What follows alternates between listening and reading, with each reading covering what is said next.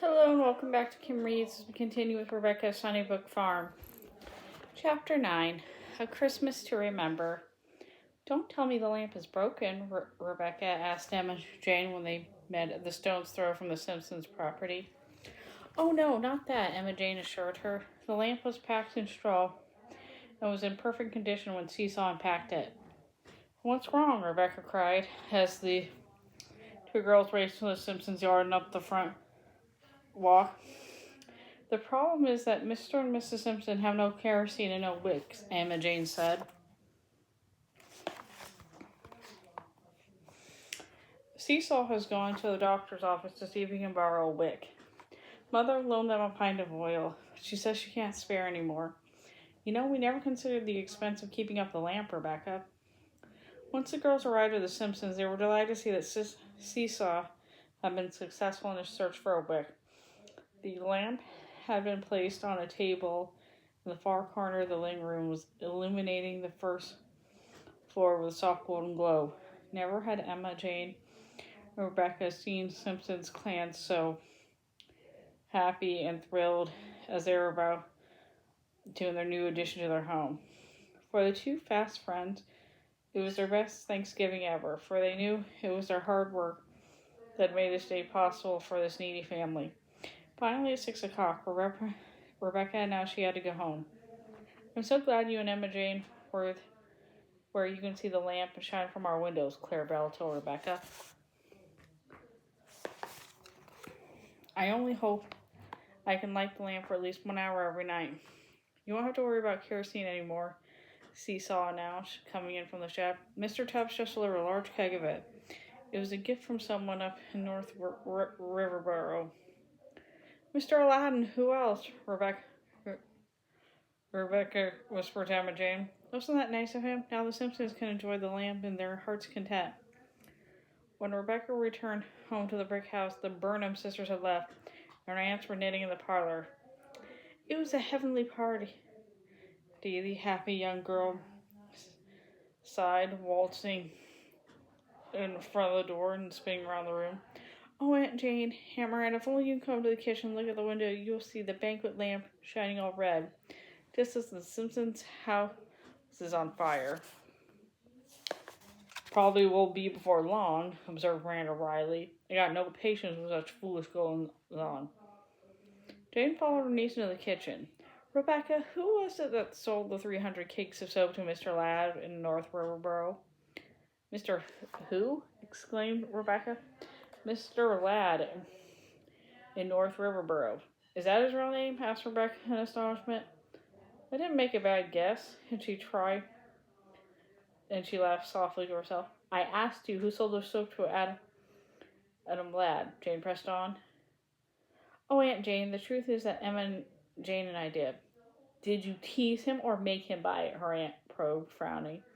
Now, Aunt Jane, how can I make a big grown-up man buy anything he won't want to? He needed the soap dreadfully as a present for his aunt, Rebecca replied. Oh, child, you look as if you have a lamp burning inside you, sighed Jane Sawyer, who was still somewhat unconvinced as to her niece's tactics. You must take life easier. I worry about you.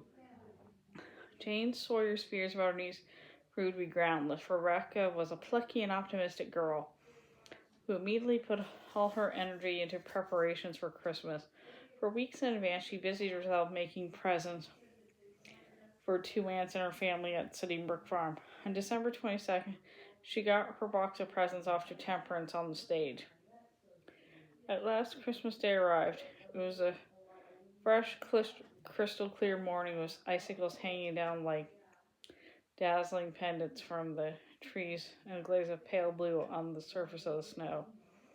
The Simpsons' red barn stood out, a glowing mass of color in the white landscape. Shortly after 8 o'clock, Rebecca and her aunts gathered in the parlor near the tall spruce tree, decorated with popcorn and handmade ornaments, and exchanged presents. Rebecca received a somewhat unbecoming gray squirrel muff from Miranda, a lovely green cashmere dress from Jane, a crochet collar from her mother, and red wool mittens from the Cobbs. Just as her aunts were opening the tea cozies Rebecca made for them, there was a knock at the door. There was front step stood a young boy with a package for Rebecca. It must be a present, said the dazed girl, extending the package parcel carefully. I can't think who could be from. The package contained two small gifts. With trembling fingers, Rebecca opened with one addressed to her. Oh, how beautiful, she cried, holding up a long chain of delicate pink coral beads with a cross of coral rosebuds. In the box was a card that said, Merry Christmas from Mr. Aladdin. Of all things, exclaimed Rebecca's surprised aunts, rising their seats. Who sent it? Mr. Ladd, said Rebecca under her breath. Adam Ladd? Well, I never. Don't you remember Ellen Burnham said he was going to send Rebecca a Christmas present, but I never supposed he'd think of it again, said Jane. What's the other package? It's for Emma Jane, replied Rebecca. Wasn't it nice of Mr. Ladd to remember us both? Well, look, there's a letter, Jane pointed out. What does it say? Choking back tears, Rebecca stood before her aunts and read the note from Mr. Ladd aloud.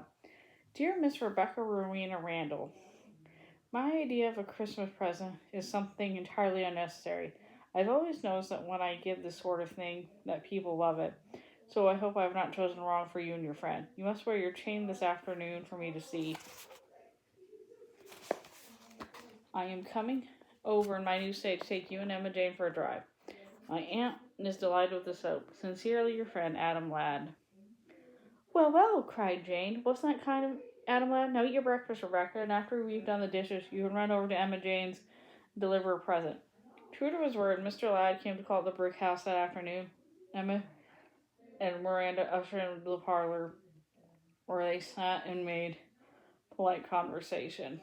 Wearing her new green cashmere dress and exquisite coral necklace, Rebecca perched rigorously on a footstool near the crackling fire.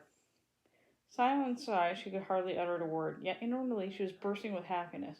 No one had ever made such a fuss over her before, and she was deeply touched. Are you ready for a ride in my sleigh, Rebecca? Mr. Ladd asked finally, offering her his hand and helping her to his feet. Oh, yes, the excited girl cried. I've been looking forward to this all day. Suddenly, Rebecca began to relax and enjoy herself.